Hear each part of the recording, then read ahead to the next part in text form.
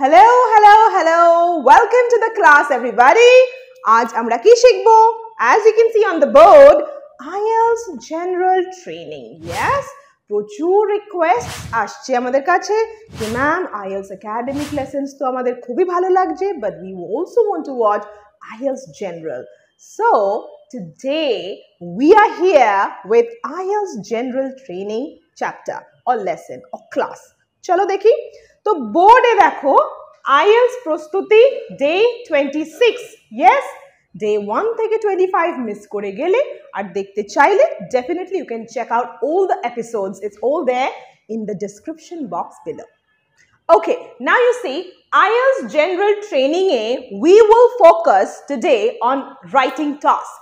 IELTS general training writing task থাকবে দুটো tasks, মানে দু রকমের প্রশ্ন। এক নম্বর প্রশ্নকে ডেফিনেটলি বলা হবে টাস্ক 1 আর দু নম্বর কোয়েশ্চেনটাকে রেফার করা হবে টাস্ক 2 বলে। ওকে, এবার দেখো টাস্ক 1 এ কি থাকছে, ইটস এ লেটার, আর টাস্ক 2 তে থাকছে এসে।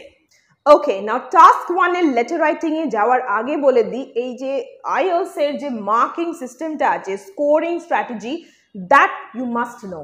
কিভাবে তোমার এই নম্বরটা ওরা ফেলবে বা দেবে সেটা দেখে নাও। As you can see writing task 1 এ 33% অফ টোটাল স্কোর থাকছে। ওকে, আর তোমার যেটা টাস্ক 2 থাকছে that means your essay writing, সেখানে থাকছে 66% of the total score. That means writing task 2 worth double this task 1. Okay, মানে writing task 2 তে তুমি ডাবল স্কোর করতে পারছো in comparison to writing task 1. তোমাদের বোঝার সুবিধার্থে দেখো আমি এখানে লিখে দিয়েছি যে টাস্ক 1 এ যদি তোমরা স্কোর করো 8, ব্যান্ড স্কোর 8, আর টাস্ক 2 তে তোমরা যদি ব্যান্ড স্কোর 6 পেয়ে থাকো তাহলে তোমাদের ফাইনাল স্কোর কি হবে? Final score will be 6 plus 6 plus 8 is equal to 6.5. So it's always better to start with task 2, okay? So it's better to start with task 2, অর্থাৎ essay writing দিয়ে যদি তোমরা এক্সামটা স্টার্ট করতে পারো that's better because এইটা কিন্তু বেশি নম্বর হোল্ড করছে, double than task 1। Clear?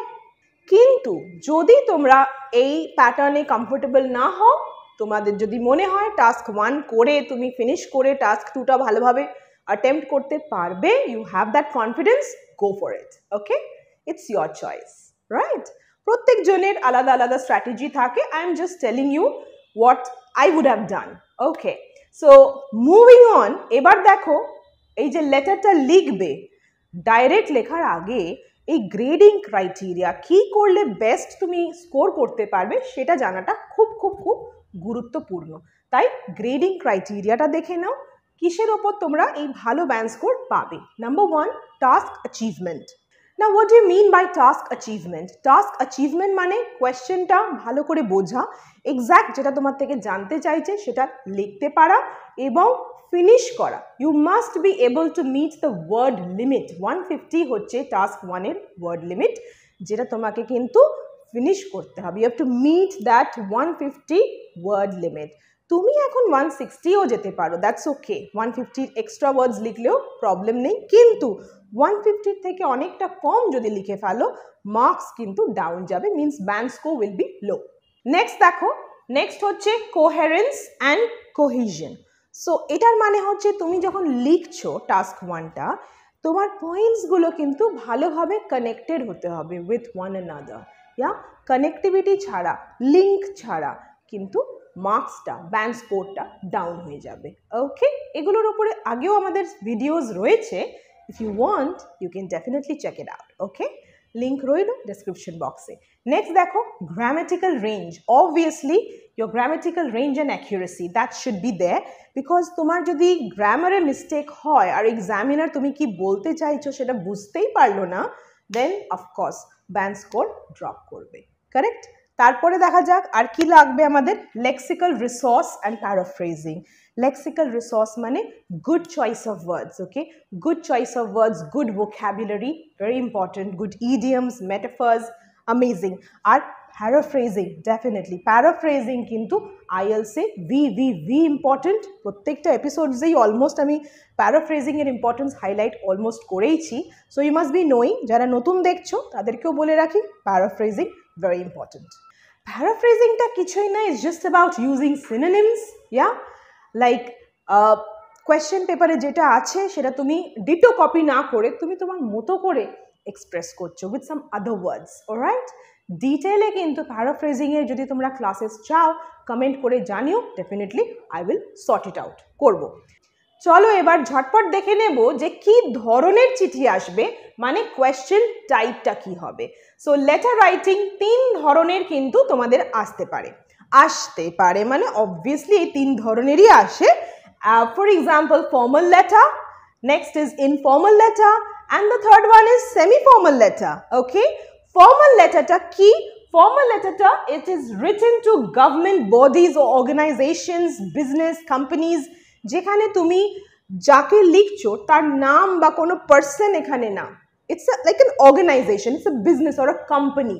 You're not writing it to one individual person. That is formal letter. এবারে দেখবো informal letter. Informal letter, very casual. You're writing this to friends, family, relatives, etc. Obviously, casual. আত্মীয় স্বজন, family, লোকজন, বন্ধু বান্ধব। Next, moving on to semi-formal letter. So when you go to this one, it is written to teachers, principals, managers, maybe your boss, maybe your colleague, right? এই ধরনের যদি কোনো ব্যক্তিকে তুমি লেখো সেইটা হয়ে যাচ্ছে সেমি ফর্মাল লেটার। এবারে কোন লেটারটা কিভাবে লিখবো পুরো ডেমনস্ট্রেশন, পুরো আমি লিখে দেখিয়ে দেবো তোমাদের one by one, step by step. আমরা কিন্তু IELTS জেনারেল ট্রেনিং এর সেশন কন্টিনিউ করব। So I hope you loved the episode. Basic আন্ডারস্ট্যান্ডিংটা আমাদের ক্লিয়ার হলো যে IELTS জেনারেল ট্রেনিং যেটা কিনা বিজনেস বা জব পারপাসে ফরেনে যেতে গেলে দিতে হয়, আর এই বেসিক এসেনশিয়াল ডিটেলসে এখানে টাস্ক 1-এ রাইটিং নিয়ে ডিসকাস করছি। রাইটিংয়ের টাস্ক 1-এ থাকছে letter, 3 types of letter, formal, informal and semi formal. আর টাস্ক 2 যেটা আজকে আমরা ডিসকাস করিনি সেখানে থাকছে এসে। টাস্ক 1-এর থেকে টাস্ক 2-এর নম্বর বেশি থাকছে, ডাবল থাকছে। সো বেটার হচ্ছে টাস্ক 2টা আগে করা। যদি তোমাদের তাতে কমফোর্টেবল ফিল না হয় তাহলে তুমি আগে টাস্ক 1ও করতে পারো, নো ইস্যুস, বাট বেটার হবে টাস্ক 2টা যেহেতু বেশি নম্বর হোল্ড করছে সুন্দর করে যাতে তুমি ফিনিশ করো, খুব ইম্পর্টেন্ট। এরম না হয় যে টাস্ক 1 লিখে টাস্ক 2টা ফিনিশই হলো না, ব্যান্ড স্কোর নেমে যাবে। So be careful. Grading criteria দেখলাম, গ্রেডিং ক্রাইটেরিয়া ভালো ব্যান্ড স্কোর পেতে গেলে তোমাকে টাস্ক অ্যাচিভ করতে হবে। টাস্ক অ্যাচিভমেন্ট মানে কি? কোয়েশ্চেন পেপারে যেটা চাইছে সেটাই স্পেসিফিক তোমাকে বলতে হবে। তোমার কোয়েশ্চেন কিছু, তুমি কিছু অন্য বুঝে উল্টো লিখলে না, বা ধরো তোমার ওয়ার্ড লিমিট তুমি ম্যাচ করতে পারলে না, তাহলে সেখানে কিন্তু ব্যান্ড স্কোর লো হয়ে যাবে। সো ভালো ব্যান্ড স্কোর পেতে গেলে ইয়োর গ্রেডিং ক্রাইটেরিয়ার মধ্যে ফার্স্ট হলো টাস্ক অ্যাচিভমেন্ট, তারপর হলো coherence and cohesion, linking your points, grammatical range and accuracy, correct lines লিখতে হবে যাতে এক্সামিনার বুঝতে পারে, lexical resource, your vocabulary, idioms, metaphors and all, and then of course paraphrasing. So overall this was the lesson and that's the end of the episode. Take care everybody. Wish you a very very happy new year 2025. Thank you so much everyone for watching. I'll see you soon in the new year.